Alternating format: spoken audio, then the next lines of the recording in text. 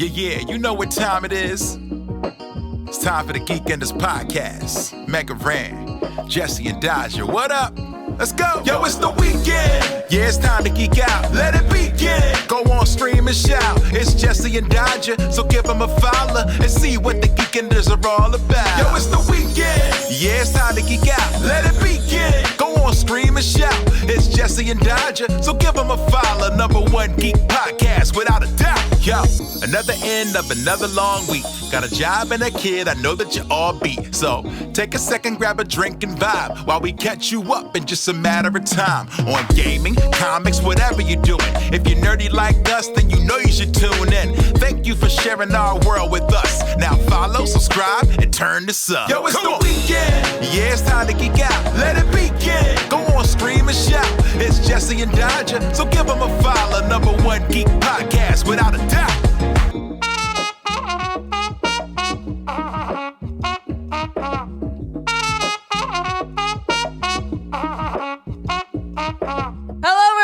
And welcome to Geekenders, otherwise known as the Ender Magnolia's Dream Team podcast. Yo, that's the real truth. I messaged you like, yo, you playing this? Yeah. Yo, you playing this game? Jesse messaged me literally yesterday like, bro, I'm so excited to talk about this game. And I was like, bro, I just completed all of the achievements. We were like, oh my God. Yep. Yes. It's a crazy way to start the podcast, but like, I don't think so. I liked it. I'm here for it. I think people want to know what they're getting into. And with today, the podcast or just with video games in general? With the podcast. I think truly we have gone off the rails on many a podcast. And maybe it's today nice we're going to stay sometimes. on. This is On Rail Shooter today? Yeah, maybe it's nice to just be told, like, we're not going to talk about a single other thing. Mark my words. Clip this. We're not going to talk about anything else except Ender Magnolia. That's not going to happen. I'm not going to lie to these people. I'm not going to do that. What do you mean? I'm not going to lie to these people. About? There's so many things to talk about. There's so much. You're right, there is. But one is just very clearly the one we spent the last week doing, and yes. Which is weird. Did you just start playing this game? Or did you, like, when did you start? I basically started like right before the last Geekenders, I think. Interesting. Because it took me 5 or 6 sit downs to finish it. But I went out of town over the weekend, and the whole weekend I was like, God, I just want to play Ender Magnolia so bad. It's weirdly hypnotic. I don't know how to describe this franchise. So for those of you who don't know, there's 2 games right now. There's Ender Lilies and Ender Magnolia. And Lily is the first game. It is, like, I don't even know how to describe this. Imagine a game that looks like you would have played it on Newgrounds in 2012, yet with a much more fleshed out art style and beautiful backgrounds, and really and like really tried to do controls. something. Yeah, really tried to do something different with the mechanics. Yeah, and it's for a Metroidvania. It's very interesting because you play as, in the first game, you play as a little girl, and I don't like talking about too much is obviously a spoiler for the story, and the story's minimal. It's like Dark Souls story. We're talking, you get just enough to keep you like, what the hell's going on? And then at the end, they're like, here's what happened. See you in the next game. But there's like something about the idea of you're this little girl and you collect almost Pokemon style. In the first game, kind of corrupted heroes, I guess is the best way to describe it. And they join you, and you go around defeating these creatures sort of changed by the Blight. And the Blight's this like weird thing caused by rain of death and Magic? Yeah, magic? it's really kind of like there's this weird thing happening. And it's turning people in this one kingdom, which I believe is called like I don't know, like end of the road or end like kingdom at the end or something. It's basically like you're like in at least the lore of the first game, you're kind of like the last big kingdomy thing.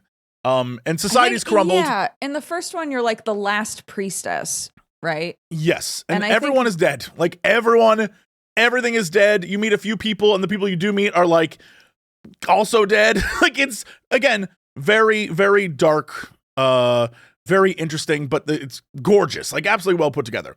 And then the second game comes out, and you're an entirely different character in a place called like the Land of Fumes, which is essentially a steampunk world, except they definitely are like, yeah, in those other kingdoms, and they just drop that this is definitely the same world as the first game, except not really connected in a way that I can't mention because it's spoilers to the first game. But for most of the second game, it is straight up just, here's a new thing, and there are actually people around, and there are many humans to talk to, but there's also homunculi, which are now the new version of the souls that you can collect, and you use them to fight. And instead of it being like Pokemon, which is what it sounds like, if you press attack, it isn't your little character who attacks, it's the awesome, homunculus that joins you that does the attacking. Yeah. It's very cool. The mechanics, because people kept showing up and being like, is this like JoJo's Bizarre Adventure? Or these like stands? But I think the mechanics are meant to reflect that these homunculi that are with you are fighting in your stead, right? Right. So like you as the little character, when the homunculi are attacking, you're kind of like doing a lot of this sort of stuff because you're not part of the fight. They're protecting you. Yes. And so the way that you sort of like build your loadout is really fun, like depending on what homunculi you have, and it's not required that you find all of them to beat the game. But they all have different like abilities. And so you can say, okay, I want, this character's big scythe, and I want this guy's punchy arm, and I want this guy's gun, and then you fight. And it does a really good job, I think, of, it would be really easy in these sorts of games for it to be like, well, there's one really good loadout and the rest is like, if you want to be like flavorsome, right? But I found myself changing up what I was using in almost every fight for the most part. Or depending on what I was doing, if I was just like exploring versus like a boss fight, I would change everything. Yeah, mechanically, the way they did the second game is honestly, I think maybe across the board, they took everything that made the first game cool and then just added to it instead of changing it, which absolutely here for. Love that stuff. Even the art for the game, they cranked it up to 11. I will say the one change I didn't like is in the first game, again, had a very Dark Soulsy vibe, had a very like, everyone's dead and you're the last whatever, right? Like that kind of thing. And you're going around. And they also did a thing where a lot of enemies, when you would fight them, they would be like, I'm the last knight of Mortania. And then you'd fight them, and then halfway through the fight, or when you beat their first bar, they'd erupt into some monstrous blight creature, and you have to fight them. That happens exactly once, I think, in Ender Magnolia. Other than that, it is the boss has phases, but there is no, and now I'm a giant monstrosity. That rarely happens. Yeah, that is. And I don't true. know if that was just a choice they made because people were like, I don't like that from the first game, or if it's just a choice because it's like story based. Like I genuinely don't know what different setup. Yeah, maybe. Yeah, I don't know what the idea there was, but mechanically, when it comes to what you were talking about, I thought it was really interesting that they gave you, so in the first game, they would give you like, okay, here is a cool ranged attack. Here is a slow attack. Here, like that kind of stuff. And there was a lot to choose from the different characters. But in this one, it's like, okay, you have got one guy who shoots really fast, who's like a gunslinger who literally looks like Vincent Valentine. Just straight up Vincent. Yeah, And so you have Vincent, and he goes, and he shoots like his double guns. But then you also have a guy who's like, I'm the sharpshooter. And if you want to use a sharpshooter, you can. It's slower, but that's also there. Then you have a samurai who will do cool like samurai shit. But then you also have your main lady who can either have a sword, a scythe, or a giant like great sword. So that's 3 different types of attacks you could do. Then you also have like 2 separate witch characters. One character that's like a lady who sits in a throne and just like goes, yo, yo, yo, I'm Professor X. You have 2 different birds to choose from. There's like so many different things that your loadout can be whatever. I'm going to let you know the last boss shot to death. Just like was so tired of the B ending boss's final phase where like it goes. I was like, I'm going to send my ass to the corner to shoot this guy to death. I don't even care. And that's kind of what I did there because it's very, very cool. There's a lot of stuff in this game that I'm impressed with what they did, to be honest. I did the B ending first. Okay. Which was so helpful because then when I had to fight him for the A ending, I was like, oh, this is nice. This is really easy. Because I had been so annoyed with the like harder version of the fight. But no spoilers. Sorry. There are 2 versions of the final fight. Same with the first one. Yeah. Yeah. Also, the difference in the first one though is there's also a 3rd ending which you can get earlier, which is just like, nah, this is shit. I'm out. You can just leave. Really? I didn't do that. It's so funny. How? Yeah, what do you do? You sort of get to the end. You know how it's a Metroidvania. Well, should we not say? I'm realizing. I'm not going to spoil what happens. I'll just say like how you can get it. So you know how it's a Metroidvania and you have the full map, right? If you go all the way over to the far, far side where it's like, basically it's saying like when you leave this area, you go out into the wide world, you leave the kingdom.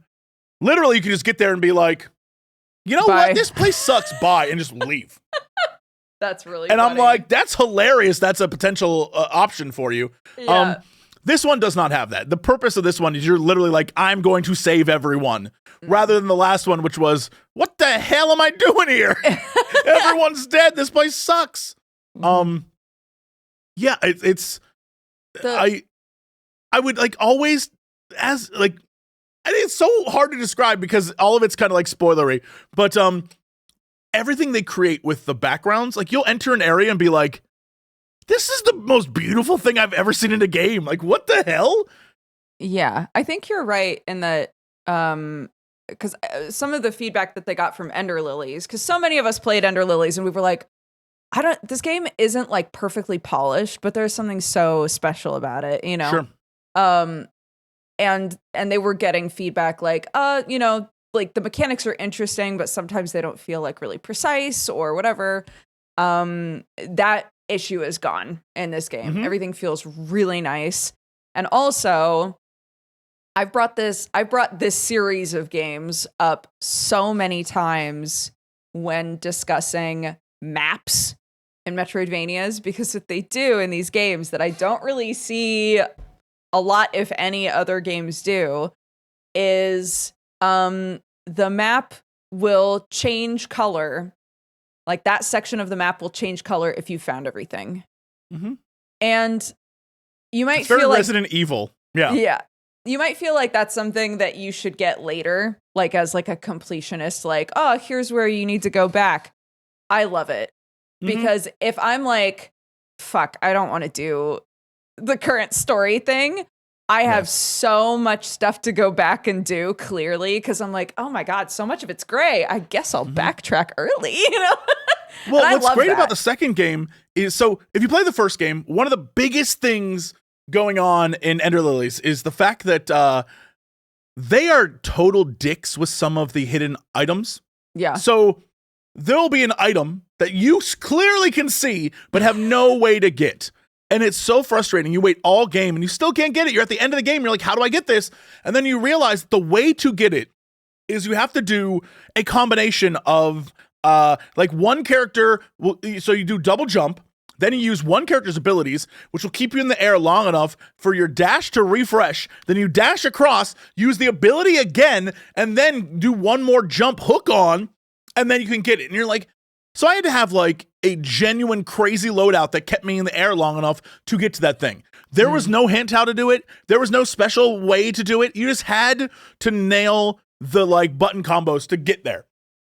And I was like, how would I ever figure that out? That's crazy. The second game, going into it, right away, I'm like, all right, I'm going to have to do some of that. I know. And so all of those things where in this game, at least later on, you would get abilities that would let you shoot like rocket boot up to the top of an area, hook onto something, and then rocket across the air. So you could cheese stuff like crazy later in the game. But if you didn't want to, you had that knowledge of how to get stuff from the first game where I was getting so many items and so many power-ups before the first boss that I was like, I am a god. And it's only because once you learn all those different tricks, they're up here permanently. So it's like, for sure. That's really cool. Yeah, they're great games. Highly recommend. Oh, yes. I wanted to also mention, because you mentioned this about a different game, but this game also does the difficulty sliders thing. Yes.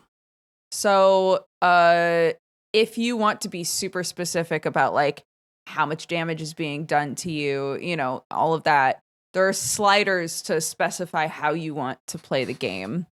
Yeah, I mean, which is really nice. What's interesting about the game is they give you tons of relics to use and upgrade and change out your build. They give you tons of different weapon options. They give you tons of different items you can equip. And the thing is, you can get a lot of life in this game, like a lot of HP. But depending on your loadout, if you don't have a lot of defense, an enemy can still kill you in 4 hits. Even if you're at max life, even if you got the achievement that's like, you did it. You have full life. You're the best. They still can there's sometimes, there are these guys. They're like little tiny orbs. And they just do like a, like AoE kind of electric thing. Yeah. And if you just so happen to be moving by when that goes off, there's a chance it could just stun lock you and instantly kill you. Yeah.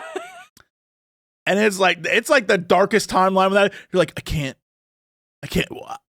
What was I supposed to do? There's a lot of enemies that are just like, ho, ho, ho, ho. And it just happens. It just happens. But then the good thing, unlike, a Souls game, for example, or a lot of the older games, you don't lose anything. If anything, it takes you back to, the respawn. You're like, all right, okay. Let's try this again. Yeah. Yeah. But you don't feel like you were too punished. So yeah, it's a truly fascinating game. I'm surprised how much I enjoy them because it's not necessarily story heavy, but it's very world building heavy. And I think that's why I'm super into the idea of them. And I like what, cause it's mysterious. You're like, what is happening here? And it makes you want to keep playing. And then they just have like a really cool visual art style that I wish I knew what it was called. It's very gothic-y, but not. But I don't know. I don't know how to describe it. I also think like with so many games having a theme of there's, a sickness or a blight and it's like destroying things and you have to fight, people or animals or whatever that have been, consumed by the whatever. I think there's something, considering how dark the world feels, there's something very hopeful and nice about a game where the character that you're playing specifically, their whole purpose is to save those people and to help them. Yeah. So it was really nice because every fight you went into, there was a part of you hoping like, I hope we can save them, like it's just sweet instead of being like, well, they're corrupted. I gotta die, Yeah. When the tower crew showed up, I cheered. I was like, yo, let's go, tower crew. I was very happy. I will say, because the first game didn't have a lot of NPCs running around, and the second game definitely does, they were able to create some really fun characters. I gotta say, I stand me some Levi. That little cutie pie run around every time you see him just like, hey, I'm like, what'd you bring me this time, little sweetie? Oh my gosh. Yeah. Yeah. Yes. Big fan of that. Interpersonal relationships are really cute. I like that too. And I like that they did. It's so weird to say this. It's kind of like the Jedi Survivor thing where they were like, there's costumes and ponchos and you can equip all sorts. I was like, okay. So the minute I got the Levi poncho, I was like, oh, we're on this team. Our little pal, we're repping strong. I was like, let's go. Yeah. Yeah. I liked that there was a currency that was specifically for unlocking like extras and like, you know, customization stuff. There's actually 3 currencies. There's like an extras currency. There's a currency for upgrading. Yes. Yeah. Yeah. There's scrap for upgrading your like trinkets, basically. There's whatever the currency is to like unlock costumes and like original art and stuff like that. And then the like machinery parts that you use to make, you know, like accessories and stuff. Yeah. Yeah. It was interesting. I was very curious. I genuinely, to be honest, was like, is this gonna be one of those stories where they're all actually homunculi and everyone like is? And I thought for sure, because the first game again has no one. You're by yourself. There's not a living soul. And so this one, I was expecting it to be the same, but no, there's people and they're fine. Don't worry about it. They're just living life. It's like, oh, okay. I like that. That's cute. Good. I'm glad. I'm so happy for them. Yeah. And I thought that, again, very interesting world building in that it does kind of what I loved about the Dishonored games, which is we're telling a story of one place, but dropping hints about the wide world. And if you want to know more, buy our games and we'll make more games and we'll show you what's going on. But yeah, you're getting one story. And so every once in a while, a character will be like, in the Far East, there's a whole other thing. I'm like, yo, they're setting up like a whole thing here. Or they're like, in the land of between worlds. I'm like, yeah, okay, all right. And then you just move on. Go on. I'm like, interesting. And I like that. I think it also kind of added a bit of, like you were saying earlier, like kind of hope where you come from the first game and everyone's dead. And the second game, it's like, no, we're a city. We're doing our thing. Yeah, the world is a big place. It's not like that everywhere. Yeah. Yeah. But I do think it's funny that the people in the land of fumes absolutely crap on the people in the first game. They're like, those guys, idiots. I'm like, oh, okay. Oh my gosh. This is such a heel turn topic wise. But I was just mentioning to chat a little bit earlier. I've started getting a bunch of videos of lionfish. What? Like lionfish hunting. I don't know what a lionfish is. So they're an extremely invasive species of fish. I guess they've like researched it. All they do is tell lies. They're worst. All over the place in Florida. And you know what? That actually checks out. Yeah.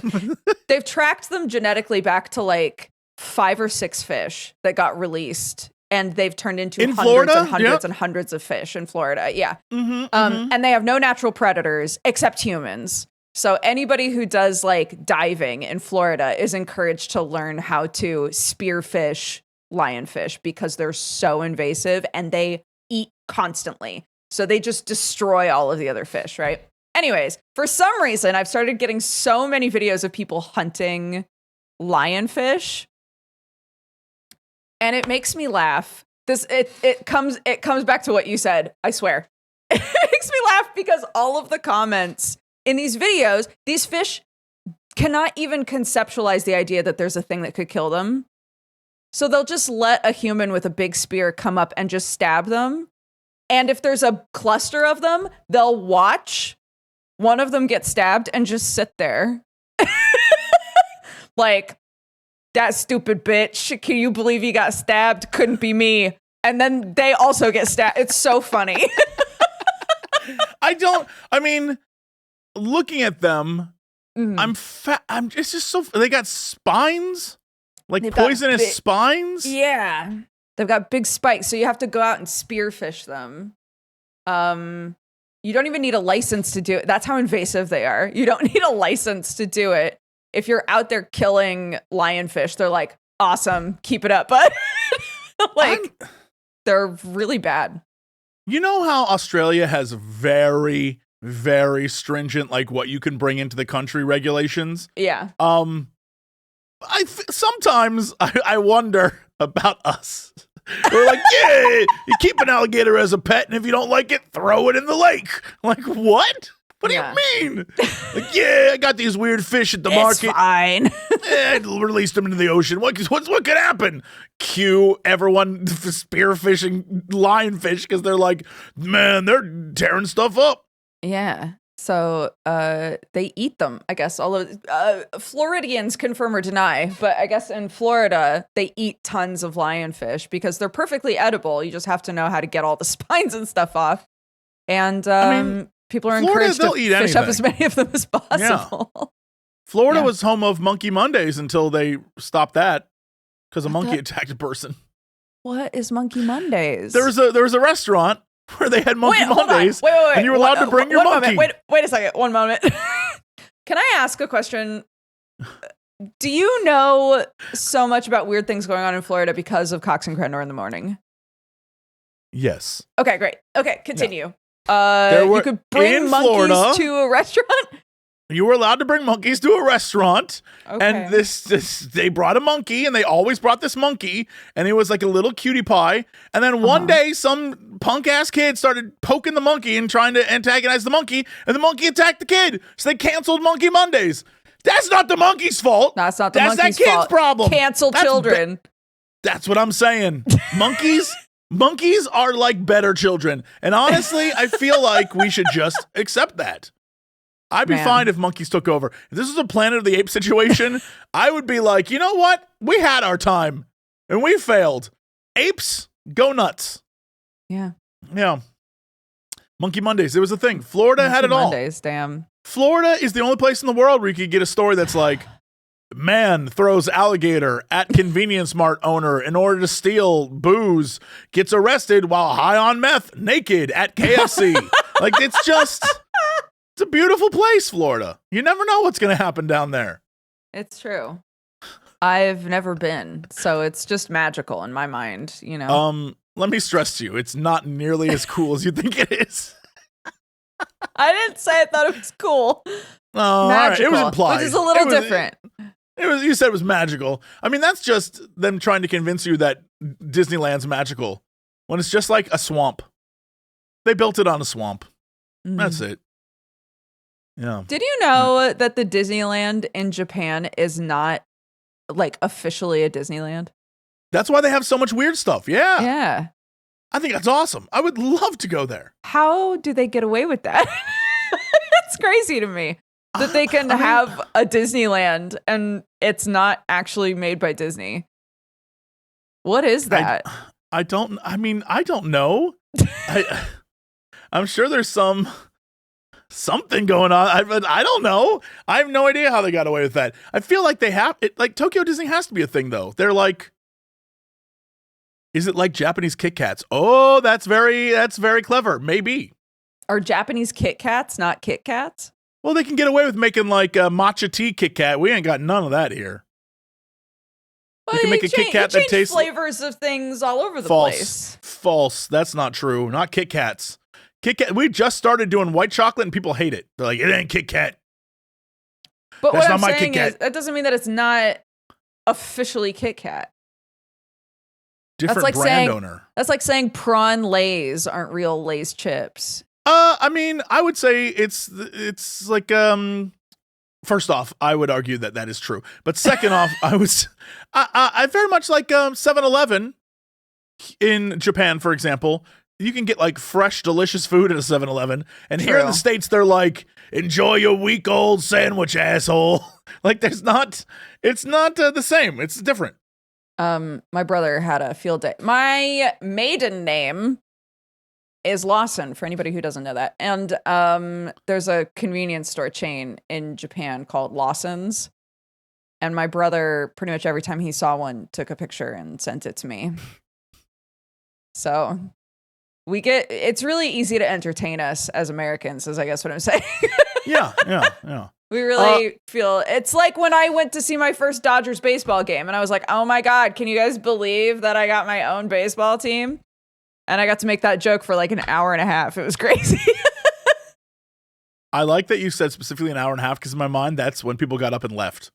They're like, you know what? We're done. Who stays to watch baseball for more than an hour and a half? You know, your hot dog's done by then.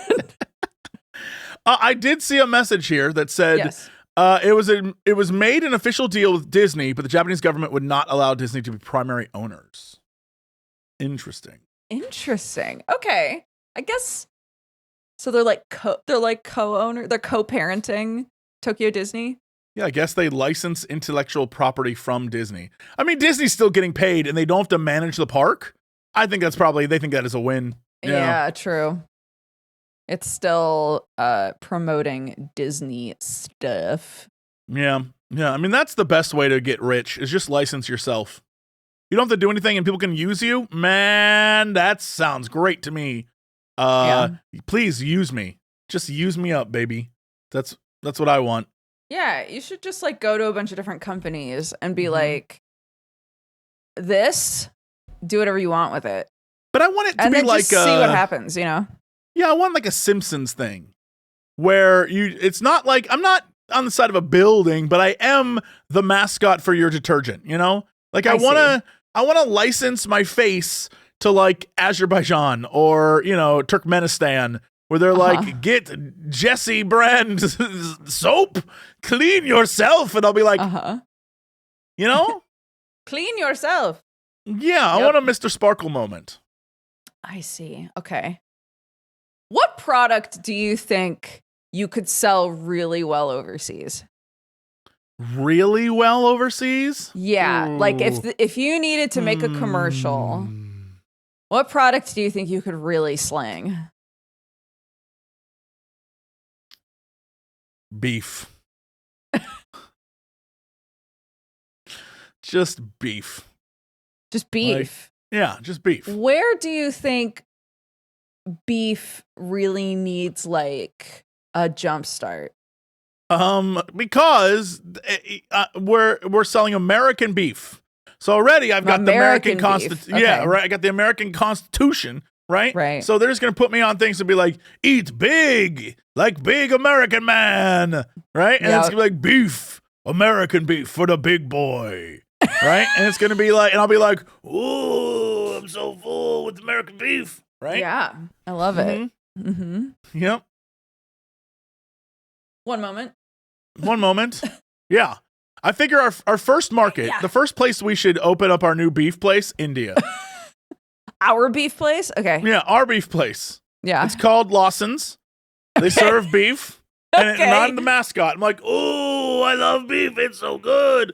Right? Okay. And then we take it to India. This is foolproof. I bet they'll love it there. I know that they will. I fully believe they'll be like, you know what? We thought about it. We have been wrong for so long. We've done our market research. I think we could do it. It's a huge market. So many people. True. I feel like, and all the commercials will be like, I've got a beef with you, India. Right? That's how we'll start it. It'll be me, and I'll be like, you know who I have a beef with? India. Right? And then we'll start a whole thing, and then we'll make billions. Oh my God, it can be like the Long Man commercials. Sure, yeah. I don't know what that is. We can tell a whole story. The Long Man? What is that? Have you never... Long Man? No. You've never seen these videos? No. Okay, we can't get into it now. What do you mean we can't get into it? You can't. How dare you? Can't get into it now. All I can tell you, I will. What do you mean? I will link it to you after the stream. Hold on. It's too long. You can't watch it. Is this the Fruit Roll-Up Man? Yes. Long. Okay, never mind. Long. Okay. I know who it is. Okay. Yes. Yeah, and so they did like 6 commercials in a row, right? That like told a whole infidelity story in order to sell taffy. Right. You know. So what I'm trying to say is, we should just go for it. Yeah. We're looking for investors right now who would like to invest in selling American beef to India. We could do this. Yeah. This won't be a American problem. Beef. Right. Oh, specifically American beef. We're gonna get them all tatted up. We're gonna put all the cows on roids. We'll make them listen to like you know, Sweet Home podcasts Alabama. about like how like women are trash. We'll get them all like jacked up, and they'll be like, well, they'll send them off to go get butchered, and that meat will be extra juicy. It'll be extra something. Yeah. We won't know until this is an experiment really at this point. We won't know until it's done, you know. Right.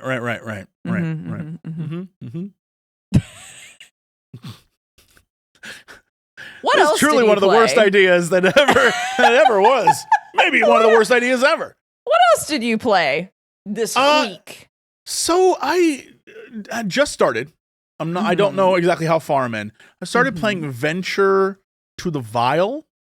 Okay. It is a game like vial, like a bottle, like a VILE. Oh, like yucky vial. Yes, like yucky vial, just like that. Yeah. Ew. Got it. It is a game that is very story heavy. Kind of looks like the characters are claymation, kind of. Is extremely mysterious, and then also has kind of like a scary, I don't want to say horror game element to it, but there's like some scares. The enemies will chase you around and do like a whole like I'm popping out of the wall, that kind of thing. Okay. Yeah. And it's a weird, so basically I don't even know how to describe this game. You are a young man who in your town, for some reason, people wear animal masks. Okay. And I don't know what exactly it is about that or why they do that, but everyone's last name is related to the mask they're wearing. So when you, like, there's one girl who's a little tiny goat girl. There's one kid that's like a vole. There's one lady who's a trout, like Tilly Trout. And she is I think maybe the school teacher. I genuinely don't know. But the beginning of the game is you're a young child and you graduate or age up. Maybe like it's your 13th birthday. Who knows? But you get a different mask. Now your dough mask has horns. Okay. And so now you have your you have like a different mask on, and you go off to celebrate the fact that you're a young man now. And what ends up happening is you will end up hanging out with your best friend, getting picked on by bullies, kind of like a long intro to set up the world. And then you fall, you like get beat up, and then time passes. It's like time in the city passed. And everything got, you became older and people died and life moved on. And then now you're an adult and the game finally starts and you fall in a hole that's filled with the vial. And it's this creature ? That you get touched by. And when you wake up, it's been a month and the town is overrun with vile creatures. And you have now the ability in your arm to make a blade. And you run around doing quests for the people in the town. And the quests are like, oh, yo, I need you to go and get me this thing that is in my old house. But there's monsters in there. So, like, get in there and fucking do that. So then you go. Except all the characters sound like, I don't want to say meeple. But they're just like, right? Right. Okay. And so then you go around and you do the different quests for people, and that's kind of what the vibe is. So a great example is one quest was, hey, go to the hospital, find medicine for this guy. He's the lead cop. He needs, if we want to have police back on the streets, we need you to go get this medicine in the hospital. The hospital's overrun, though, by these weird creatures. And you're like, okay. So you go to the hospital, and it's like, it's one of those games where it's got like 2 levels. So there's foreground, background, and you can move between the 2. But you can only do so on certain paths. And so you have to navigate the hospital or different areas by figuring out which one you need to be on, where to jump to, what hole to be down, that kind of thing. So there's like an added layer to it. But really, there's not a lot of, like, there's a double jump, there's an attack, there's a parry, there's a dodge. But that's kind of it, at least for now. I'm sure there'll be more. I don't know. But it's how far in are you? Like how many hours? Oh God, 3. Okay. But what's interesting about it is there's some things I love. Like I think visually the look is awesome. It's very, very cool. But mechanically, combat wise, there's one thing the parry system drives me crazy. So basically, you are supposed to parry. So if an enemy goes to attack you, there'll be a moment where there's like a blink. Obviously, very tropey. Like the blink is parry. So the blink happens before their attack cycle happens. So you would think mentally, this is what I thought for a while. Hand goes back, blink. All right, here comes the attack. Get ready to parry. Attack, parry. Right? No, it is you press parry the minute the blink appears, even though the attack won't happen for a second more. Oh, so you're pressing weird. parry, and your guy goes roll, and then he attacks, bing, and it blocks off, and then you can parry him. Right, but it's so like not super weird, intuitive. It's a weird timing thing that I was like, okay. Meanwhile, the dodge is exactly what you would expect. It worked great. There's one boss where his whole thing is he jumps around, and you have to dodge him, and like that works perfectly fine. I was like, oh, okay, well, I'm good at this. But yeah, it's a very interesting game because it seems hyper story heavy, but I don't know what it's a Metroidvania, but not. It's a very combat heavy game, but not. Right. There's like so many different things with it. I'm fascinated by this game, but I don't know even how to describe it to people because it's like a weird hybrid of games. But it's like sometimes it's fast paced, but sometimes completely not. Sometimes you are in an area fighting a boss, and the only way to beat him is you have to parry him, and it's just a slow and you're like, okay, all right. But story wise, it's fascinating. I'm very curious where the hell this thing's going. But yeah, I don't know if I just suck at these games, which is very true. I do. Or I just am not great at the combat. I don't know. I have no clue. But I'm playing through it. I'll report back when I get a little further. But I just started and I'm like, what is this game? The art style of it looks really interesting. Yeah. I don't know why they're all wearing masks. It's not even explained. People in the town just do. Like the bully is just a bully. He's just a kid, but he just has a mask on. You're just a kid. You have your mom had a mask on. Like you're from the deer family. So your dad was a deer, your mom's a deer, you're a deer, but like, why? And at first I was like, well, is this a metaphor? Are we supposed to be, this is metaphor for the forest? And that, I don't know. I have no answers for you. Couldn't even explain it if I wanted to. Interesting. Yeah. I played, do you remember when I was talking about a demo for a game called Is This Game Trying to Kill Me? Sure. Yes. Yeah. To remind everybody here, it was, I think at the time described it as, it's like the escape room elements of Inscription, where you're in sort of like a creepy, weird house. It's listed as a horror game. I don't know that I would necessarily call it a horror game. Mm-hmm. You definitely can die in it. You can mess up. You can get attacked by things. But the horror elements are a bit goofy in a way that totally works. It has like a theme and a vibe, and it sticks with it. But the cool thing about the game is that you're in this house. There's this guy that's like, you're trapped here. Play the game and all that, you know.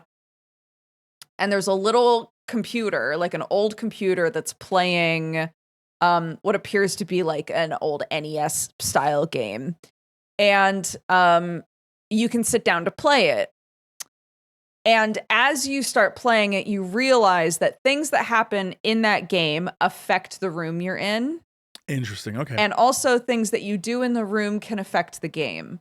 So you're sort of trying to solve puzzles in both places by remembering, oh shit, this thing I'm struggling with, I might actually need to sit down and play the game, or oh, I might need to get up and look around the room. And so the more you play it, it like expands. It lets you into more and more rooms. Very, sort of classic escape room video game style. It was only like 4 hours long, so very doable. Not a very long game, but I liked it a lot. I only got stuck, I think, on one puzzle, really. So it wound up being really fun. I'm really glad that I sat down to play it because I really liked the vibe of it, and I enjoy, like escape room type stuff. So would recommend. Yeah, I'm looking at it right now. It has an inscription vibe for sure. Yeah. But it looks fantastic. I must stress, and I mean this in like to the audience. I'm so sorry. I listen to the way Dodger describes games. Succinct, informed, absolutely lovely to talk about. I want to listen to Dodger talk about games all the time. Every time I talk about a game, I, in my own head, sound like a psychopath. I don't know what I'm saying half the time. I'm trying to describe concepts I don't know. I genuinely have no clue. I think it's nice to listen to you talk about games because you're very funny. So you make it like really interesting and fun to like listen to you talk about games because I disagree. You have ways of making it really engaging. You disagree. No, I disagree. I sound like I'm rambling. Not a listener of yourself. No, as a person who hears myself in my head, I'm like, nah, Dodger's better at this than you. I was never good at it. All I'm good at is being like, that was cool. Like that a lot. Me like game. Oh my gosh. Do you remember rest in peace, we love you, John. Do you remember how often on Co-optional Podcast we would be asked to describe why we liked a game? And we'd be like, I don't know, it's a fun game, and how much he hated that. Yeah, I don't know what to tell you. I'm not great at it's a fun game. I like it. I don't know. Yeah, I'm not great at reviews. Like I don't know how to review a thing cuz truthfully, if I don't like something, 10 minutes in, I'm like, nah, I'm done. Like, I don't have the patience to wait it out to see why I didn't like it. If it just doesn't gel with me, I will not even attempt to play. And I'm like, you know what? I'm good. I'm fine. So it's weird because I only play things that I love. So when I talk about stuff, I'm like, yeah, this is awesome. Otherwise, I wouldn't play it at all. But I think that's basically... Those are like the two games that I played this week. Really? Good, because now we can talk about the true glory. Okay. Civ 7. No! Okay. I got to play some already. Do it. I'm gonna play some more this weekend. Shout out to Civ for sponsoring those streams. They didn't have to. I would have played anyway, but I ain't no fool. I ain't no dumb. And so apparently also for some insane reason on the 11th, I'm on the front page streaming that game. So oh my goodness. Come watch True Chaos. Are you playing it with anybody or just by yourself? I was playing it by myself. I know Crendor and a bunch of other people were like, we should play a game. I'm down to try it. But I'd like to know more about how to actually play this thing. Sure. It is significantly different over 6. There are some things that feel the same. There's also many things that feel like a different genre of game. There's a lot of things in it that remind me of some aspects of Total War. There's some aspects in it that are, oh man, I'm trying to think what the fantasy version is where you would like build cities and boy, I don't remember the name of that game. But there's a lot of different mechanics going on. There's little micro quests and things that appear. There's moments so like gameplay wise, Age of Wonders. Yeah, there's a lot of Age of Wonders. It's very interesting stuff. So when you start, besides the hopeful intro that always happens in these, where this time you have Brianna Tarth coming in and being like, mankind was born in the cradle of the earth, but we long for the adulthood of the stars. Like that kind of crap.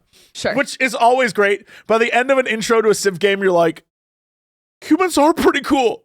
We're actually pretty fucking cool, right? And so the game starts, and it's like, hey, pick a leader. Now, it isn't the way it was before, which was I'm playing as Teddy Roosevelt, for example, in 6, and I'm America. Okay. In this, it's pick someone. You have a huge list. And so, for example, I picked Benjamin Franklin because my idea was I would seduce the world into victory. Right. And I thought that would work. But then you pick a society. And for Ben Franklin, for example, it would say, hey, these are if you pick Rome or Greece, that's a great way to start. But there's also, you could have picked any, ancient civilization. There's so many to choose from. And then what happens is at a certain point, like, the civilization era changes, and then you pick a new civ to be, basically. But it's the same, you're the same civilization, but you're picking a new, I don't want to say origin, leader, but or it's interesting. So America, for example, doesn't show up until the third era, the third age. So if you wanted to be Ben Franklin in America, you first would have to go down a certain path of like cultural foundations in order to get there. And so, there's different. So anyway, I picked Rome because I was like, Rome should be fun. We're going to go for a cultural thing. So start up as Rome, and it's like, okay, here's the deal. Instead of before where you would build things in your town center, every square, or whatever you would call those, hexagon, every single one has the ability to put 2 things on it. That's it. So, and some things synergize better together, but if you put, your main city, your main hex has the city, then you can put one other thing there. Or if you want to build a farm, you could put one other thing there. If you want to build a church, you can put it on a hex, but then you could build one other thing there. You could, for some reason, if you wanted to, you could build a altar plus mining pit. Why you want to do that, I don't know, but you could. And as you take a new hex, or you sort of add 3 more, so it's like, boop, and then you get 3 more around it. And then, boop, 3 more around it. And you can expand that way. Okay. So expansion isn't based on the population anymore. It's based on where you, like, in 6, for example, as your population grew, you would then get a little thing that would say 7 turns until you take over this coal resource. You're like, okay, I'll wait 7 turns. And this, it's like, all right, you now have the ability to choose where you want to go. And now you take stuff over and becomes, it's that kind of thing where there's little tiny changes that I'm like, okay, I got to relearn how to do this. And I got to relearn what this means. There's a different skill tree now, the tech tree. There's changes. So I'm mentally used to an order that I have in my head, which is like, okay, right away, we're getting a granary. Right away, I'm building my second city. Right away, I'm building like a trade route between the two. I'm going to start getting money. I'm going to start doing the different, and then I'll start expanding rapidly so I can just win the game, right? But in this one, you don't even get a settler right away. So you have to build into that. I'm like, okay, what is my order of operations here then? Right. Also, there's things that happen in it. So for example, you'll get a person will say, hey, if you want to unlock certain things in this era, what you got to do is build us a world wonder. I'm like, hell yeah. Okay, I'll do it. Then I did. And it was like, make it better than 1, 2. I'm like, all right, sure. And Rome is like, they love the wonders. They're here for it. And then I built 2, and they were like, you know what else would be better than 2? 4. I'm like, what do you mean? What do you want from me? And then but it's clearly leading to something that if you do them, you unlock something in your next era. And right, I see. So for Rome, there's all the different things that are normally, you'd be like metalworking or sailing or whatever, but there's also Roman very specific things. That's, oh yeah, we're going to try and build, the baths, or we're going to build the temple to, Zeus or whatever. And I guess it wouldn't be Zeus, but you know what I mean? And it's like, once you do all that, you unlock things. And there's a lot going on, and I just don't know how it all fits together yet. I want to do another start and start as someone entirely different and see the differences. Because there's things that to me don't make sense, but chat seem to very much understand. Okay. A great example is you can get a legionnaire and this guy will be like, hey, I'm the legatus of this thing. Come join me. And you can have other troops join this legatus. And I'm told that's a thing that every other Civ has, but I guess it's probably named something different. But there's a goddess, there's a commander, and you can have dudes join him. And I was like, oh, cool. I like the idea that I can make an army. And instead of having disparate units around, I can form them all into one and send them to go attack. So I marched my army down to whoever the hell was attacking me at the time. And I was like, I'm going to destroy them. Let's go. And I move him down. And in my mind, I'm like, okay, I've made an army with a general. Let's go. And admittedly, that's in other games. They've done that before. It's whatever. But in my mind, I'm thinking, I have multiple units stacked on this guy. I'm in total war mode. So I'm bringing them down. I'm going to use the guy to attack. No, you can't do it. He will not attack. All he does is troop transport these people and give them a buff. So when I get down there, you have to separate all the guys that are in that unit again. So mentally, I'm like, well, why did I do that? I'm wasting a turn deploying them when I literally could have just made all the units and sent them down to attack. Right. Now I know it's probably like, well, you're missing the buffs and you're missing the... I get it. He gets experience too. But in my mind, I'm like, it just seems simpler to just attack them. Why go through the process of loading everyone in, moving them down, loading everyone out, when I'm just like, I could have just had all the guys and a wave of men go down. Sure. And it would have just been, is it as good? No. Is it more efficient? Yes. And I'm like, all right, well, I'm going to do this. And chat was like, no, you're doing it wrong. No. I was like, it just seems easier. Like, easy isn't always best. I was like, I don't know. In this case, it feels best. In this case, it feels best. Can I ask, as a person who has, I think the last time I played Civ was with you in Crendor, and I didn't retain any of how it worked. Sounds right. How different is Civ 7 from the other Civilization games? Every Civ, it's like Final Fantasy. Okay. There's some skeletal bits that are the same, but every Civ they change up, and every Civ has its people that love it and people that hate it. So, for example, I have played all of them, and while I think probably Civ 4 is my favorite, Civ 6 I have like 500 hours in. So, even though people were like, Civ 6 is terrible, I hate Civ 6, but for some reason, I was sitting there playing, having a good old time. Was not even an issue for me. I know a lot of people love Civ 5, but there's differences. There's like, each one is kind of a different vibe. Now, if you go back and you play the originals, Civ 1, 2, 3, they are one, it feels very much like this is a sequel, right? Like they don't get too crazy. But at a certain point, they start deviating from so originally it would be like, I built a city. And I can go to a city screen and see all the cool stuff I built in my city. And eventually they did away with that. And as the games progressed, they started showing it visually on the map.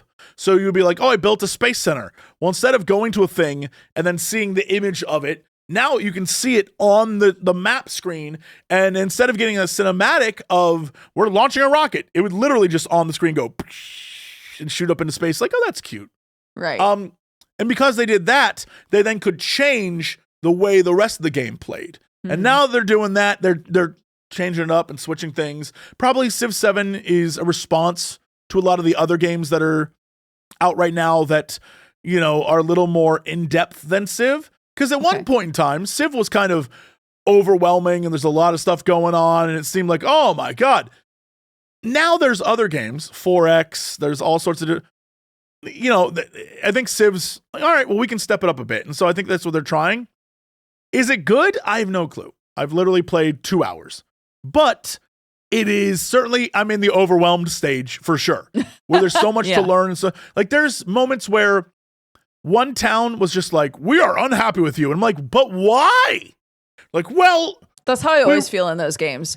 I'll get a little alert that's like, so-and-so is real mad and they're going to come attack you. And I'm like, what did I do? I have a really hard time tracking cause and effect in those games, I think. Mm-hmm. Yeah, and also in this one, so in the last game, there were barbarians. So early game would just be a nightmare where you'd have to build a bunch of guys to defend yourself, then go hunt down the barbarians and kill them in order to protect your cities. And this one, I had no barbarians right away. Things seemed fine. And then out of the blue, small little named towns started to appear. But they weren't towns, they were like fortifications. And then wave after wave of dudes would just start attacking my cities. And I was like, what the hell?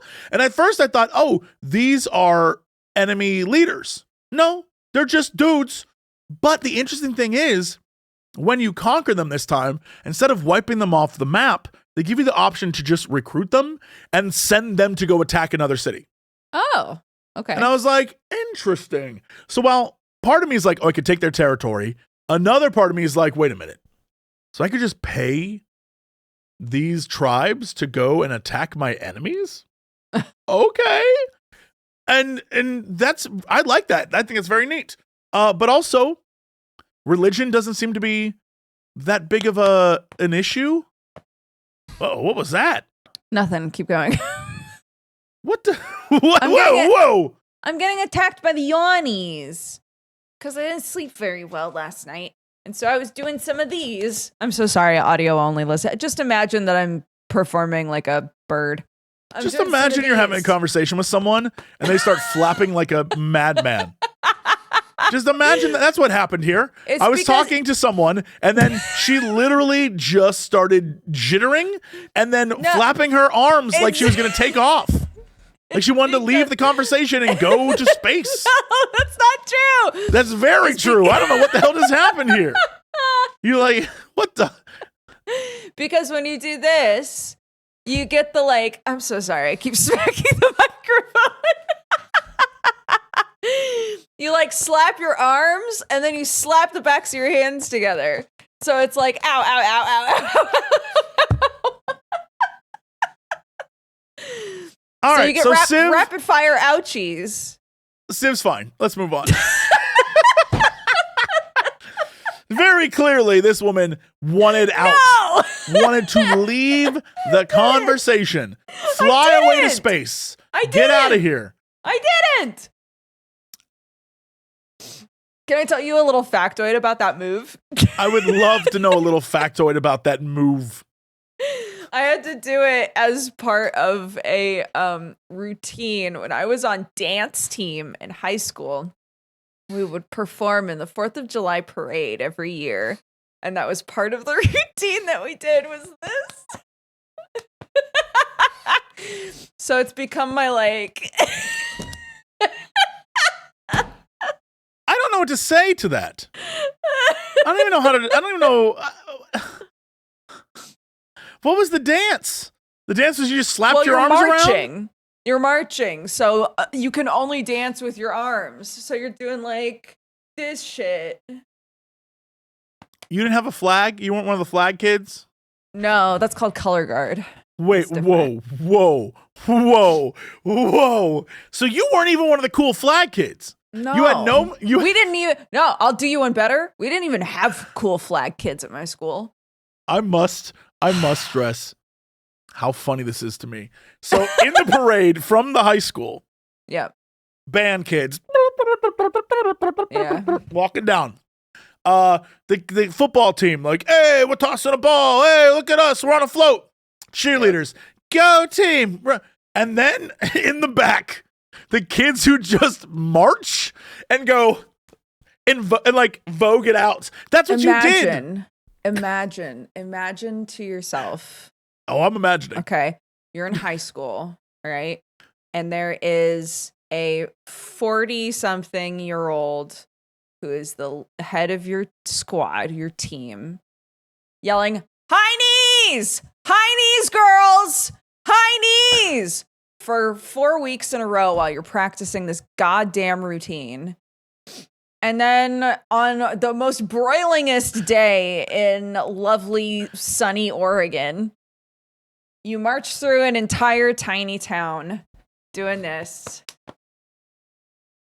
I must stress how insane that sounds. Like you again. It sounds purposeless.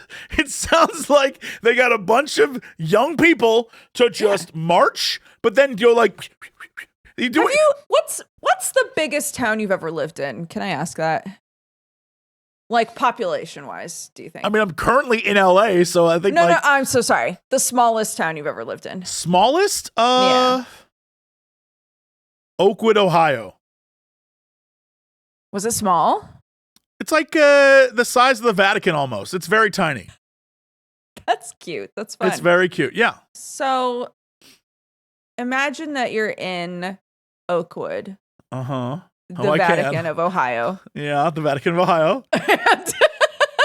And they're like, we just really want to celebrate the 4th of July.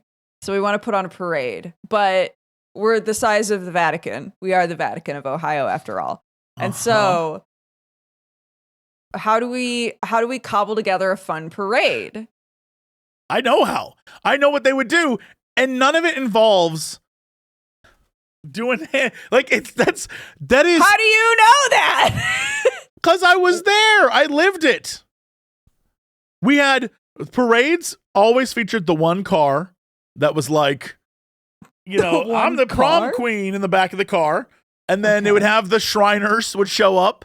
And then you would have the kids with the flags. And you would have the band. And you would have, like people dressed up as weird things throwing candy at kids. You would definitely have a cop who was, for some reason, like walking along with everyone. But we never had, again, what you're saying is you and your friends would march while a woman yelled at you about high knees, which, by the way, I know you meant high knees, but in my mind, a 40-year-old is shouting, ladies, high knees, and she's definitely talking about butts. And so you're walking,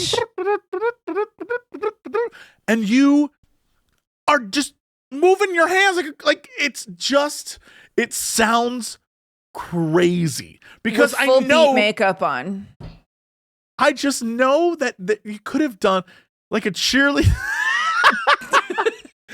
A cheerleader has a purpose. The band has a purpose. I don't know what the purpose We're Flair. For who? We're the dance team. We're Flair for the parade. But you're not dancing. You're just doing. You're invoking. You're like, strike a pose. That's all you're doing. It's crazy. Look, dude. They just needed bodies in this parade, okay? They just needed bodies. And so we were part of the parade every year. Just like we also helped pick up beer cans at the rodeo every year, okay? Wait a minute. I don't know what you want from me. Wait a minute. You were on the beer pickup team? Yeah. So wait, your dancers were also the team that went to the rodeo and picked up beer. So pretty much beer all cans. of the like teams, all of the like groups would volunteer to do some because the rodeo in my town was like the big thing, right? Sure. So all of the different teams would like volunteer to do aspects of the rodeo. And 2 years in a row, after everybody was done watching the Broncos and shit, we have to walk through the audience area and pick up all the beer cups and the beer cans. That is and it was gnarly. Genuinely hilarious. But also makes me think about Ohio and how we had the exact same version of that, except it was monster trucks. Oh, wait. Monster trucks were like prefer? Always happening. Monster trucks sounds so fun. Mm-hmm. I've never lived in a monster truck town. Tell me all about it. It was monster trucks, air shows, professional wrestling. Those are the three big draws for Central Ohio. That's all it was. I'm not sure I'm sure there might have been rodeos, but it was never. You'd only ever see ads for like the Beast is back. Go see Gravedigger tonight. Yes. That's all we would get. And then pro wrestling, which is why when I lived in Ohio, late 90s, early 2000s, dude, I must have seen so many live WCW, WWF wrestling things. Amazing. That's when it was like a show. Wrestling now, it's whatever. It's fine. It's fine. All you young kids, it's fine.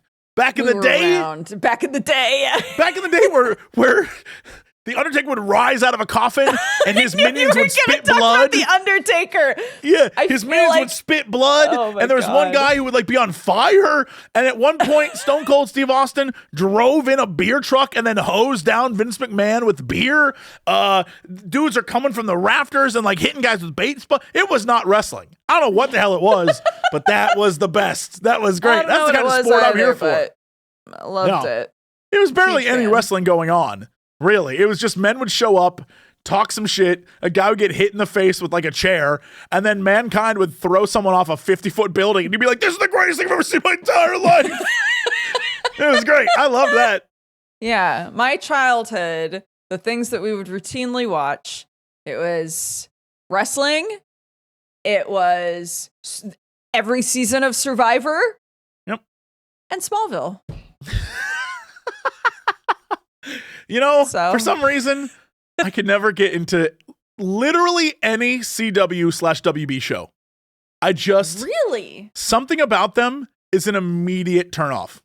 I don't know what it is. Every single one in your entire lifetime. Not once, never.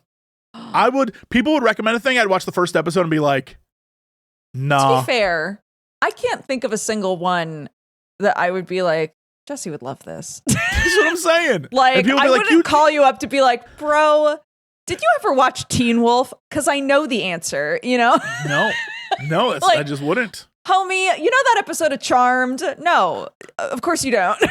I don't. I can't imagine any of those shows that I would immediately think. Admittedly, I would do a whole YouTube channel devoted to watching Riverdale. Because I feel like if I could watch it, I think I would really enjoy how truly insane that show is. Oh, never mind. I was about to do exactly what I was just talking about, which is ask you, did you ever read the comics? Of course you fucking didn't. Archie? The Archie comics? I'm aware of them, but why would I read them? I have no... Exactly. Yeah. Here's how you get me to read your comic. Is the dude on the cover brutally murdering someone, or 2, is the dude on the cover actually a super hot woman wearing nothing? That's how I'm reading your comic.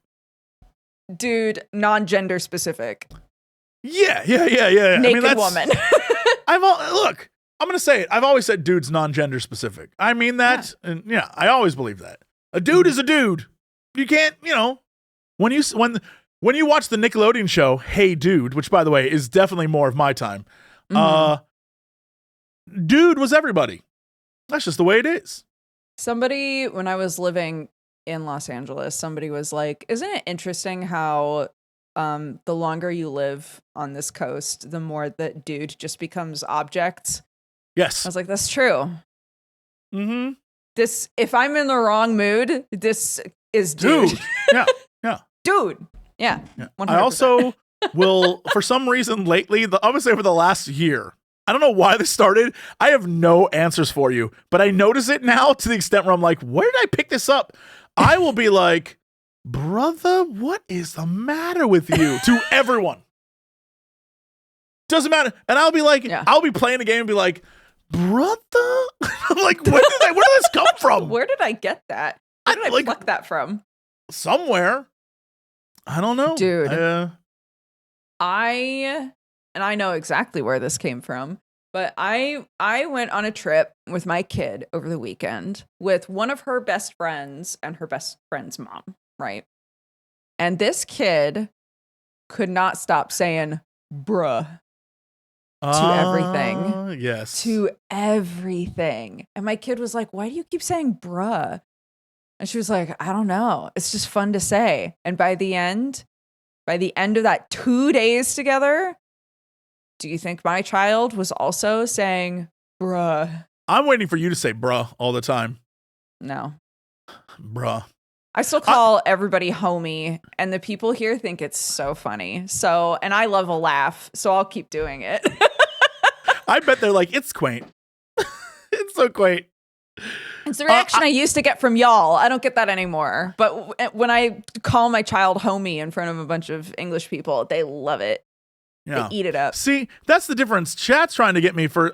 So I used to say Bing Bong all the time and I think it was because the movie Inside Out, when the one guy's name was Bing Bong. Bing Bong. Bing Bong. Yeah. And I used to say that all the time. And then for some reason, I just made it longer where I go Bing. And I must emphasize this Bong. Like that's where I'm at now. I just made it longer. Yeah. I will say one of the things that interests me the most is looking at social media. When people post their either like weird couple in a fight or am I the asshole or whatever, you look at the conversations. Half the time people are like, bruh. I'm like, time out. Are you dating? That's how I know I'm old. When I'm like, you just called the person that you love bruh? Like, that's weird as shit. Like, that's weird. What do you mean, bruh? Like, that you shouldn't do that. But that just proves that I am 1,000 years old. Backing up a little bit, if it makes you feel better about the Bing Bong thing. Bing Bong. I don't even know for how long, maybe a year, was saying ka-chow all the time. And I finally at one point went, what is that from? And everybody in chat was like, Cars.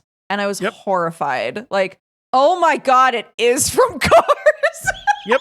That's like I literally could not remember where I got that from. And the second someone said it's from Cars, I went, oh my God, I've been quoting Cars for like a year. Ka-chow. That's like when people would say, oh my God, what is the panda one? Skadoosh. Skadoosh, yeah. Skadoosh. And I'm like, come on now. You can't just that panda skadoosh. Come on. Mm-hmm. This is pop culture has absolutely destroyed us. We're the dregs of society. What happened? What happened to us? Always were. It's fine. It's fine. Yeah. You say that, but I don't know that it's true. I'm over here like, yeah, what other weird things have I picked up? But you know what the one is that I think I imparted on everyone? I'm pleased with this. To this day, one of the things I used to say years and years ago, and now people are doing it, and I'm like very pleased with myself. Mm-hmm. They'll say, well, I don't like, maybe it's over there, question mark? The question mark bit? Adding question mark to the end? Yeah. I'm very pleased with that. I used to do that all the time, and now people do it, and I'm like, I think I started that. Question mark? I am the original. Yeah. Yep. Yeah. That's where I'm at with that. Ah, goodness. Mm-hmm. Yeah. Is that an goodness, it's time for news? Or is that an goodness, I'm tired of your shit, Jesse? I'm never tired of your shit, Jesse. It might be time for news. I hadn't looked at the clock. I don't know. I was just trying to Hold on, determine what was going on with you. Let me feel it. How long do I think that we've been doing this? I'm going to try not to look at OBS. I think we've definitely gone over an hour. What are you doing? What is happening? This is me trying to determine whether or not I, like a cat, can tell how much time has gone by. You can't. Why? Because you're not a cat. Despite your ears and lifestyle, you're not a cat. Why are you saying that like people can't have a general gauge of like how long they've been doing something? I don't believe you specifically do. Right now or in general? In life, in general. Why? What have I ever done to deserve this slander? What haven't you done? What instead of asking questions, just accept the answer. I think we've been doing this for an hour and 40 minutes. That is so much longer than we have been. Really? Is that what it feels like to you to talk to me? No. An hour and 40 minutes of time? Is that how I feel to you? Like I'm just wasting an hour and 40 minutes of your time? It's 5:37.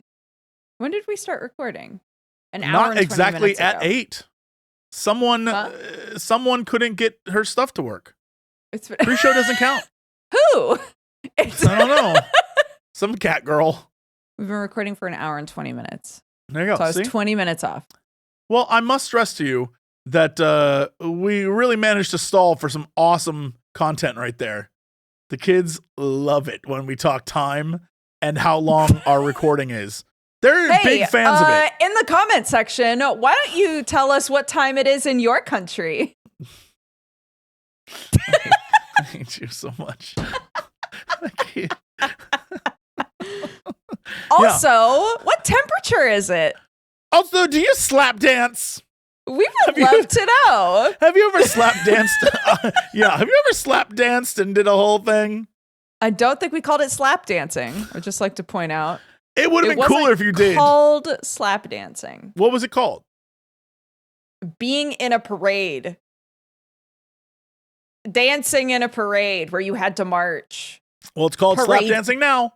Parading. It's called slap dance. Dodger was a slap dancer in high school on the slap dance team. If we were still doing our travel show. Yes. The original Geekenders, if you will. Yes. If we were still doing our travel show, it would have been very fun to do I go to watch monster trucks in your old town and you go to watch the rodeo in my old town. I'm glad that's what you said because I thought you were about to say, I go to watch monster trucks, you slap dance. You're like, nah, I'm all right. I'll go to a rodeo. No. I'd have fun. Yeah. I could do a rodeo. I'd get what do they have at rodeos? You're going to have go get an elephant deer. Go get an elephant ear. Yeah, okay. Just a ginormous pastry. Great, yeah. Yeah. Sit in the stands with a beer. A beer and an elephant ear? A beer and an elephant ear. Love that. And you can watch some of the kids from town chase goats. Okay. That's one of the in between things, activities. Yeah. It'll be a blast, dude. You ever just think about how absolutely insane it is that we built rockets and blast them to space when you're like, watch those kids chase goats? You need a balance, dude. We need a balance. We straight up have been to space and yet still enjoy kids chasing goats. And the kids will always love to chase a goat, dude. Do you think that's what we'll bring to the universe? When we join the Great Galactic Society, they'll be like, what do you bring us, Earth? Yo, you see these kids chasing goats? That's crazy. Y'all got buckaroos on Mars? I'm going to show you how. Yeehaw. Indeed. Yeah, everyone loves a good goat chase. Anyway, we should go to a rodeo, I guess is the point. We should go to a rodeo. You know where we should go? Do the research. To bed. Sorry. What kind of intrusive ass thought was that? What the hell?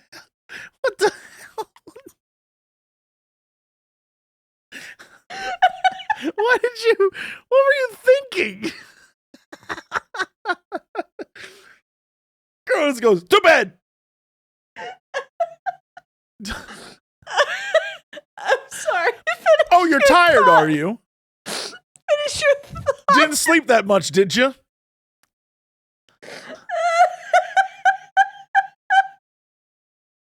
Can I ask you a question? Thought, please. Can I mean this in the nicest way. I know you were going to go play TFT today. Did that fry your brain? Are you stupid now? What happened? That's sweet. That I wasn't stupid before.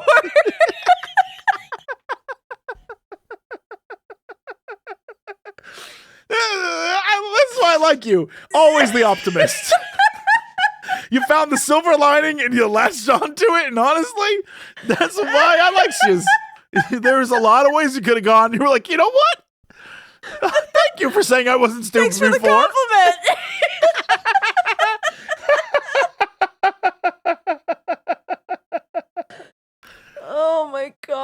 God. Oh, I'm so sorry. Do you even remember what you were saying? I'm sorry. I was going to say you should do the research and look up if there's rodeos in the UK. I would love to go to a UK idea. rodeo. That's a really good idea. Like, could you imagine what they'd be like? I don't know what a British Southern accent would sound like. God, I want to know. I want to. For some reason in my mind, I imagine they're just like British dudes, but they also live in the South in America for some reason. Sure. So they have like an accent. They have to intern in America for a while in order to have a rodeo out here. Yeah, the UK has a South. Yeah, I'm aware of that, That's but not I'm saying what we mean.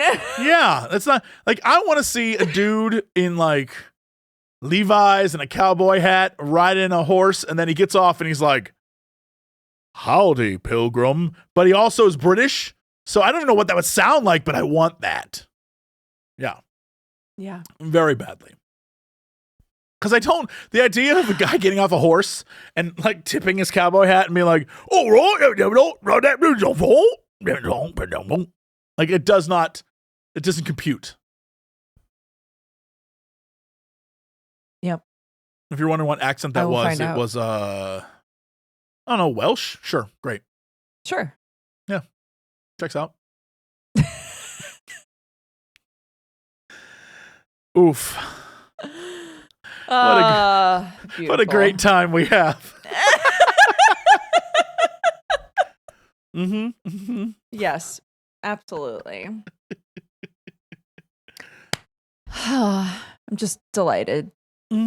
Constantly to be here with you. Are you? Laugh. Are you delighted? You take 1 week off. You come back in like an insane person. You start talking about dance slapping.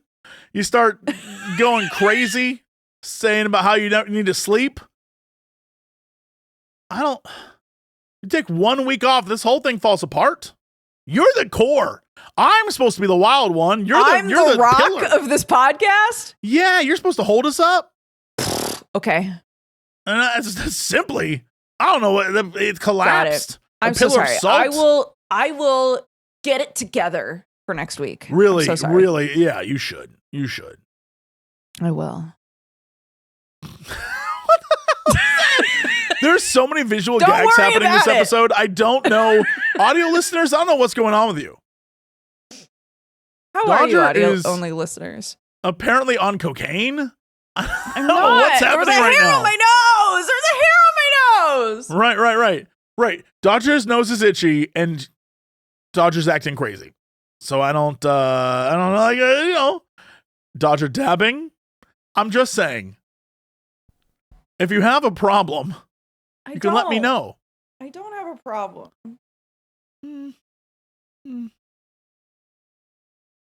Be honest with yourself.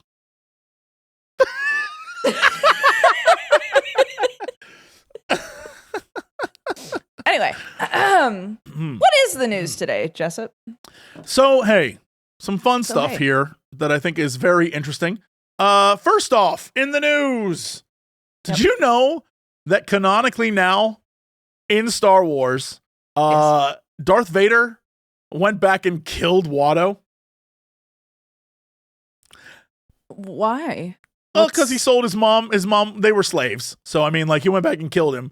But if you ever want to know where that story went, apparently Vader went and killed Watto. So now you know that. Everyone gets to know that information. So that's a whole thing. Is it important? Okay. No. But is it funny? Yes. Okay. Yeah. Fantastic. We got a new informational bit about Astartes. We're getting an Astartes 2. Very cool. So I assume that's based off the back of the fact they locked that man in a basement and said, "Yo, make us this Amazon video." And so I'm very excited for what's to come. Gonna be awesome. Then apparently we have I don't even know what this really is, a 25th anniversary Sims and Sims 2 re-release. Okay. I mean, okay. Like the OG That's kind of Sims. neat. But like, there's 8 billion Sims, and I'm not going to sit here and pretend that that's like the coolest thing. I'm sorry, it's The Sims. Then we also got a Fantastic Four trailer, and it's interesting. I have no idea what it's going to be like, to be honest, but it looks interesting. And then obviously, when is the release for that? That's a Do we great have a release question. date? Did they say in the trailer? I don't know. I don't know when the release. July 25th. Okay. Then we have the great news that there is I guess all right. I don't know what actually this means, but I love it as a fan of the old series because I had to watch it due to someone I was dating at the time. But I never watched it on TV. I watched it after the fact. But apparently we're getting a Buffy reboot, which is interesting. And I think they're bringing Sarah Michelle Gellar back, which I don't know what that means, but very curious. It is, I don't know what this show would be, but the original was just the right kind of bad. Like, I don't think it's a good show. And anyone who's like, that show was great, I don't know that I agree with you. But it was the kind of bad where I'm like, oh, this is fun. Gotcha. Yeah. Kingdom Come Deliverance 2 is out. It is a game that I definitely want to play, but it's a game that every time I attempt to play, I realize I suck at the combat. At least for the first one. The first one, y'all, I don't know what's going on with the combat in that, but I suck at it. And it's infuriating. What now? What kind of game is Kingdom Come Deliverance? Medieval, very like earth, down to earth. Like I'm trying to think of how would you describe it? Non-magical, medieval. It was you play a character, you go through the world of this medieval time period. I don't want to think. Oh, I remember the first one of this. Yeah, I was about to say, think Skyrim minus magic plus more in-depth combat. To the point where the combat is like, okay. But yes, Bohemia is the word I was looking for. Yeah, it's a medieval sim. You're doing a bunch of cool stuff. It's a peasant simulator. Honestly, my hope for the second game is that I'll be able to be a complete piece of shit. Like, I don't love the option. Yeah, I don't want to be a good knight. I want to be like a bad man. And I want to just murder. I'm going to be a black knight, you know? I want to go from town to town and be like, you're in my way, slash. You know? That's what I want. Yeah. I want to be the guy who's like, eat your chicken, slash. Right. I'm trying to think of things the Hound did in Game of Thrones, but I honestly can't remember. Yeah. That's what I want to be. I want to be truly terrible. So that's a plan.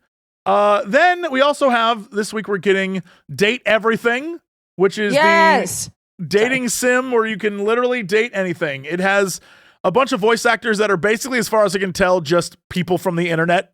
So if you like internet people, they're in the game. Hopefully that'll be fun. Sadly. But yeah, I don't know. I have no idea. We'll see. Because there's part of me that feels like the game has like a something else is going on in there.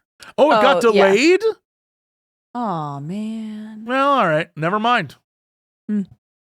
Yep.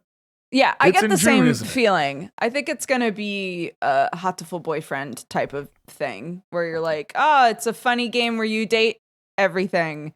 And then the more that you play it or the more that you date everything in the house, you're like, wait, what's this game actually about? Yeah.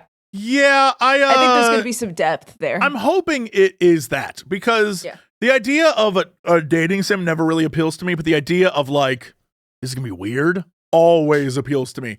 So the idea of like, you can date anything, I'm like, oh, that's cute, but I wouldn't play it. But the idea of like, it could be crazy. I'm like, okay.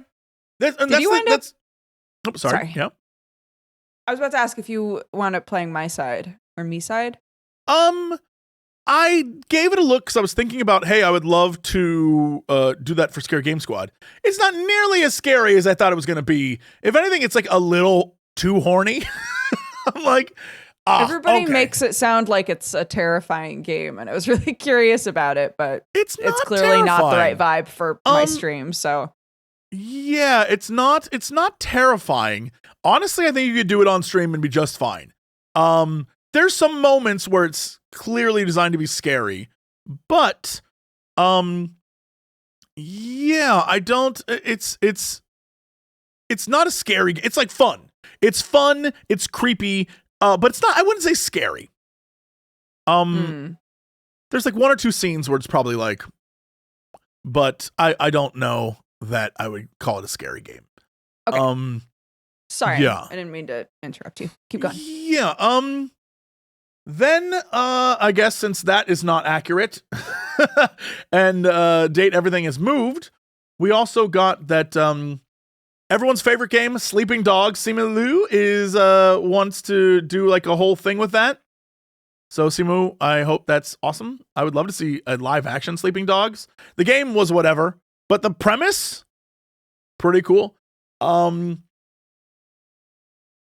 Everyone is saying, especially PC Gamer has an article about Civ 7's rough start. Honestly, all Civ games have a rough start.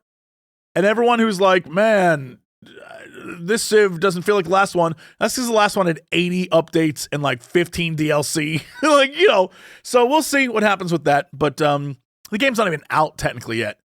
Then we also have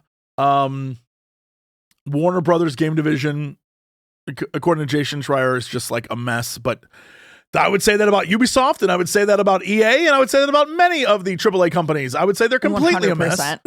So I don't know that that's, you know, news in a games industry way, but there's a lot of problems in the games world at the moment. And so, yeah, that's kind of a mess as always. But yeah, that's pretty much it for the news. It is all sorts of cool stuff, but, you know, nothing yet. Clearly, I was excited for Date Everything, but that's not happening. So that'll happen in June, I guess. So really, yep. So we'll just sit tight and play a bunch of stuff that surprises us over the coming weeks, because that's always how it goes. To play. Yeah, I'll learn about this game. So help me God, it'll happen. Amazing. Thank you so much, Jessup. What's going on with you this week? What's happening in your life? If you hold on, the Final Fantasy 14 live letter happened. It was all in Japanese. I haven't seen it. I'll just go read the Reddit post about it. You know me. I'll do that. Hey everyone. This week something fun's happening. And it may lead to something fun on this show, but no spoilers. All of you who started watching this show or found us through the fact that I discovered HoloLive and was like, what the hell? A lot of you said, Jesse, you should sit down and talk to someone who knows about HoloLive so they can tell you about HoloLive. And I said, okay, we'll see what we can do. And that spawned a whole new show that really I'm just poaching guests we've had on this show and I'm doing other things. It's called Tell Me About. And it's a show that is purely for me, but I'm hoping you'll watch and enjoy, where I sit down with someone who knows something that I don't know, but I'm curious about, and they tell me about it. And our first few episodes, episode 1 comes out Monday, and it's me and Coefficient talking about HoloLive. And I learn everything I need to know about HoloLive, and may even get a tip on someone we should have on this show. And we'll leave it at that. Tune into that to see the future of maybe Geekenders. Who knows? Who knows? The second episode is going to be with Necrit, who we had on this show to talk about Arcane and League and the future of both and what it all means. We deep dive that, and I'm very, you know me, I'm a lore nerd, so I'm like, what's that mean? And how does this work? So that's episode 2. And then episode 3, our dear friend Amy talking modern day Magic the Gathering with me. Absolutely. Because honestly, I don't understand it anymore. And so I'm hoping to get a refresher on Magic. So that's a whole thing. And then more to come. Hopefully, you'll give me some feedback and what you want to see. So that's coming down the pipeline. Absolutely. Yeah. I saw a clip from your first episode, I think, on YouTube. Yep. as a YouTube short. And I was like, ooh, that's happening. Yep, it is happening. So, not only for that, but also for this show, make sure that you follow youtube.com/Jessie Cox. That's where the VODs for all of the Geekenders live. Yep. As and well. Hey, make as sure well you as follow all of Jessie's fun. Twitch.tv/DexBonus, because you're watching right now. Why aren't you following? Why aren't you following? Oh my gosh. If you're here right now, why aren't you following Dodger? What's the matter with you? How sweet. Well, you know, while we're at it. Oh boy. Go to a rodeo. Hey, while we're at it, slap your arms around while you walk down the street. Just slap your arms around a little bit. Just slap your arms around. You feeling a little sleepy? Slap and you those don't want to arms. like full on slap yourself in the face because it's alarming. Just slap your hands together Just slap a few those times. arms. If you're on a podcast right now and you're feeling tired, just slap dance, baby. Just slap dance a little bit. Just a little slap dance. And then go to a local rodeo. Maybe volunteer to pick up some beer cans. Yeah. It's riveting. There's nothing going on with me. Much like this podcast, riveting. There's nothing going on with me this week. I keep finishing games, which is a delight, but also makes me go, what am I going to play now? I can't explain to you the void in my heart when I finished Ender Magnolia, because it was such a wonderful gaming experience, which we love. But it's one of those situations where I finished the game and then went, now what? So I don't know. I guess we'll see. I can't wait to see. You know what? If you want, if you have time, we can schedule some more Life is Strange. I would love that. The people be bugging us. They love for us to get strange with those girls. Let's do it. All right. I have many an English evening free. What does that mean, though? An English evening is what time LA? That's the thing. When you say English evening, I'm thinking like 4 a.m. 1 p.m. for you. Okay. That's 9 p.m. for me. All right, as long as you have an English evening free. Tell me what days you are free at 1 p.m. in Los Angeles. All right, I'll get on that. He says as he looks at his calendar and sees no free 1 p.m. time slot. Sure, no problem, I'll find buddy. the time. Hey, gang, thanks so much for watching the show. As always, we appreciate every single one of you, whether you're listening to us, watching us, showing us to your mom. Hey, moms. I hope you liked the show. Hey, mom, did you slap dance? Hey, moms out there. Hey, moms. You a slap dancer? What's the slap dance? Did you have... As a fellow mom, did we all slap dance? Yeah, is it a mom thing? Do all moms slap dance? I guess we'll find out. I'm gonna wager. Let us know in the comment section. Yeah. I've done no science on this. I've not researched this at all, but I'm willing to say the percentage of moms who slap danced as a kid versus women who are not mothers, much higher. You think more moms slapped dance than not? I'm gonna say it might be a requirement. To be a mother, you have to slap dance. I guess then you'd also need to like sort of make a thing that describes exactly what counts as slap dancing, right? Yeah, I'm genuinely worried I'm gonna look at my phone and get a message from my own mother who's like, when I was young, I used to be in I slap danced. Yeah, I was drill team or whatever the hell you were. Like I did that. I'm gonna get that message and I'll be like, damn, I am accurate on this. Yeah. Let us know, Mom. I would also like to know about that. Anyways, hey, have a great week, guys. We'll see you next Friday. And you know what? I'm sure next Friday the show still won't make any sense. So buckle up. Bye. Yeah, you know what time it is. It's time for the Geekenders podcast. MegaRan, Jessie and Dodger, what up? Let's go. Yo, it's the weekend. Yeah, it's time to geek out. Let it begin. Go on, stream and shout. It's Jessie and Dodger, so give them a follow and see what the Geekenders are all about. Yo, it's the weekend. Yeah, it's time to geek out. Let it begin. Go on, stream and shout. It's Jessie and Dodger, so give them a follow. #1 geek podcast, without a doubt. Yo, another end of another long week. Got a job and a kid, I know that you all beat. So take a second, grab a drink and vibe while we catch you up in just a matter of time. On gaming, comics, whatever you're doing. If you're nerdy like us, then you know you should tune in. Thank you for sharing our world with us. Now follow, subscribe, and turn this up. Yo, it's the weekend. Yeah, it's time to geek out. Let it begin. Go on, scream and shout. It's Jesse and Dodger, so give them a follow. #1 geek podcast without a doubt.